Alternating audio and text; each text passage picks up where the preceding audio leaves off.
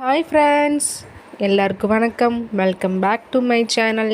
இன்றைக்கி நம்மளோட சேனலில் நான் உங்ககிட்ட என்ன ஷேர் பண்ணிக்க போகிறேன்னா, ஒரு ஹெல்த்தியான ஒரு ரெசிபி தான் ஷேர் பண்ணிக்க போகிறேன். நீங்கள் இந்த ரெசிபியை வந்து காலையிலையும் சாப்பிடலாம், பிரேக்ஃபாஸ்ட்டுக்கு, அப்படி இல்லை நைட்டு வந்து டின்னருக்கும் நீங்கள் சாப்பிட்டுக்கலாம். அப்படி இல்லைன்னா ஈவினிங் டைம் வந்து நல்ல ஒரு ஸ்நாக்காகவும் இதை வந்து நீங்கள் வந்து சாப்பிட்டுக்கலாம். அவ்வளோ டேஸ்ட்டாக இருக்கும், ரொம்பவே ஹெல்த்தியும் கூட. குழந்தைங்களும் நல்லா கண்டிப்பாக விரும்பி சாப்பிடுவாங்க, திரும்ப திரும்ப வேணும்னு கேட்பாங்க. அந்த அளவுக்கு இது வந்து நல்லா டேஸ்டியாக இருக்கும். இப்போ வாங்க நம்ம வீடியோக்குள்ளே போகலாம்.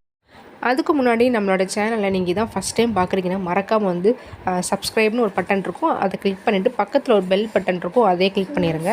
இப்போ நம்ம இதுக்கு தேவையான பொருள் என்னன்றதை பார்த்துடலாம். ஃபஸ்ட்டு ஒரு பாத்திரம் எடுத்துக்கோங்க. அதில் வந்து 1 கப் அளவுக்கு வந்து நான் வந்து அவல் வந்து எடுத்திருக்கேன். பேப்பர் அவல் நான் இன்றைக்கி எடுத்திருக்கேன். அவல் பார்த்திங்கன்னா பேப்பர் அவல். இது வந்து ஃபஸ்ட்டு 1 டைம் வந்து நல்லா வாஷ் பண்ணிக்கோங்க. வாஷ் பண்ணிவிட்டு தண்ணி இல்லாமல் வடிகட்டிக்கோங்க. அதுக்கப்புறம் ஒரு 1/4 டம்ளர் அளவுக்கு மட்டும் தண்ணி சேர்த்து இது ஒரு 5 மினிட்ஸ் வந்து அப்படியே ஊற விட்டுருங்க. நல்லா வந்து மசிஞ்சு வரணும். ஸோ ஒரு 5 மினிட்ஸ் ஊறினா நல்லா ஈஸியாக வந்து மசிஞ்சிரும் இல்லையா, அதனால தான்.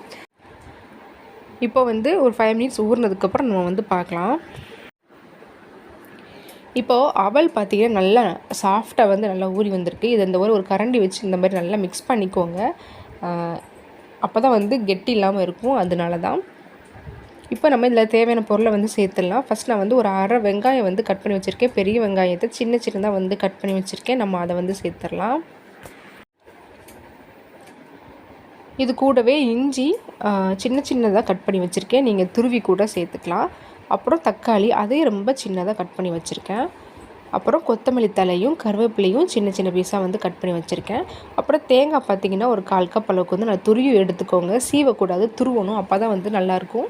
துருவி சேர்த்துக்கோங்க. இதில் தேங்காய், அவல் இதெல்லாம் சேர்க்கும் போது ரொம்பவே ஹெல்த்தி, டேஸ்ட்டும் பார்த்திங்கன்னா அவ்வளோ சூப்பராக இருக்கும்.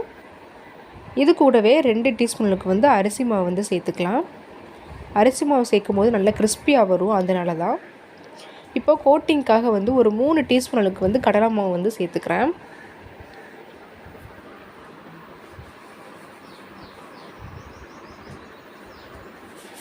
கடலை மாவு சேர்த்ததுக்கப்புறமா இந்த ரெசிபிக்கு தேவையான அளவுக்கு வந்து உப்பு வந்து சேர்த்துடலாம்.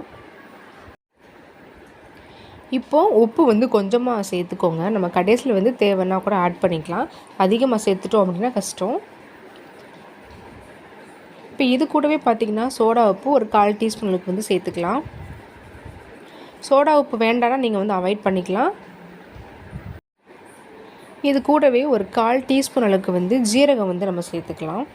இப்போ இது எல்லாத்தையும் சேர்த்ததுக்கப்புறமா இந்த மாதிரி ஒரு ஸ்பூனை வச்சு ஃபஸ்ட்டு நல்லா வந்து மிக்ஸ் பண்ணிக்கோங்க.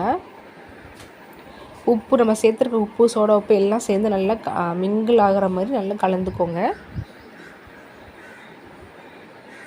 இந்த மாதிரி கலந்ததுக்கப்புறமா நான் வந்து இப்போ கொஞ்சம் தண்ணி சேர்த்துக்கிறேன். இதோட பதம் பார்த்திங்கன்னா நம்மளோட இட்லி மாவு இருக்கு இல்லையா, அந்த பதத்துக்கு வந்து வரணும். ஸோ அதனால் தண்ணி வந்து அதிகமாக சேர்த்துற வேண்டாம், கொஞ்சமாக சேர்த்து நல்லா கெட்டி இல்லாமல் நல்லா வந்து கலந்துக்கணும். நம்ம கடலை மாவுலாம் சேர்த்துக்கனால கெட்டிப்படும். ஸோ நல்லா கெட்டி இல்லாமல் நல்லா வந்து ஃபஸ்ட் மிக்ஸ் பண்ணிக்கோங்க. இப்போ இந்த அளவுக்கு நீங்கள் மிக்ஸ் பண்ணதுக்கப்புறமா ஃபைனலாக பார்த்தீங்கன்னா கொஞ்சமாக மஞ்சள் தூள் வந்து சேர்த்துக்கோங்க, ஒரு 1/4 டீஸ்பூன் அளவுக்கு. அப்புறம் பெருங்காயத்தூள் வந்து ஒரு 1/4 டீஸ்பூன் அளவுக்கு வந்து சேர்த்துக்கோங்க.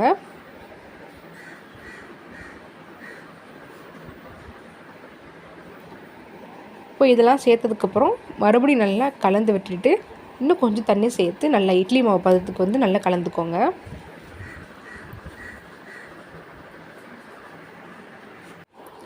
இப்போ பாருங்கள், இந்த அளவுக்கு வந்து நல்லா மிக்ஸ் பண்ணி எடுத்துக்கோங்க. இட்லி மாவு பதத்துக்கு இந்த அளவுக்கு நல்லா மிக்ஸ் பண்ணி எடுத்துக்கோங்க.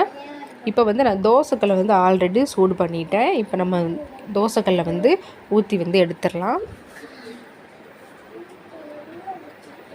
லைட்டாக எண்ணெய் தடவிட்டு அதில் ஒரு கரண்டி அளவுக்கு இந்த மாதிரி ஊற்றி நீங்கள் லைட்டாக அப்படியே ப்ரஷ் பண்ணி விட்டிங்கன்னா கொஞ்சம் விரிஞ்சு வரும். இதுக்கு மேலே பார்த்திங்கன்னா கொஞ்சமாக ஆயில் வந்து சேர்த்துக்கோங்க. அடுப்பை வந்து சிம்லேயே வச்சுக்கோங்க. நம்ம வந்து கொஞ்சம் மொந்தமாக ஊற்றுறதுனால உள்ளே வந்து வேகணும், வெளியில் வந்து வெந்துடும், பட் உள்ளே வேகணும் இல்லையா, அதனால் அடுப்பை வந்து சிம்லேயே வச்சு வேக வச்சு 2 பக்கமும் பரட்டி போட்டு வேக வச்சு நம்ம எடுத்துக்கலாம். ரொம்பவே சிம்பிளான ஒரு ரெசிபி தான், நல்ல டேஸ்டியாகவும் இருக்கும், ரொம்ப ஹெல்த்தியானதும் கூட. நீங்கள் வந்து குழந்தைங்க சாப்பிடல அப்படின்னா கொஞ்சம் டிஃப்ரெண்ட்டாக இந்த மாதிரி பண்ணி கொடுத்தீங்கன்னா கண்டிப்பாக அவங்க விரும்பி சாப்பிடுவாங்க. இந்த ரெசிபிக்கு பொறுத்த வரைக்கும் நீங்கள் சட்னி எதுவும் தேவையில்லை, அப்படியே சாப்பிடலாம், நல்லா கிறிஸ்பியாக சூப்பராக இருக்கும். அப்படி வேணும்னா நீங்கள் வந்து தேங்காய் சட்னி வந்து வச்சுக்கலாம். ரொம்ப நல்ல ஒரு காம்பினேஷன் தேங்காய் சட்னி. எனக்கு ரொம்ப பிடிக்கும். ஸோ அதனால் நான் உங்கள்கிட்ட வந்து ஷேர் பண்ணிக்கிறேன். விருப்பப்பட்டால் நீங்கள் தேங்காய் சட்னியில் ட்ரை பண்ணி பாருங்கள், ரொம்ப நல்லாயிருக்கும். அதனாலாவது நீங்கள் இந்த ரெசிபியை ட்ரை பண்ணி பாருங்கள், அப்புறம் நீங்கள் விடவே மாட்டீங்க. கண்டிப்பாக இதை டெய்லி கூட பண்ண ஆரம்பிச்சிருவீங்க. ட்ரை பண்ணி பார்த்துட்டு எப்படி இருக்குன்னு மறக்காமல் நம்மளோட கமெண்ட் பாக்ஸில் வந்து கமெண்ட் பண்ணுங்கள். தேங்க்யூ.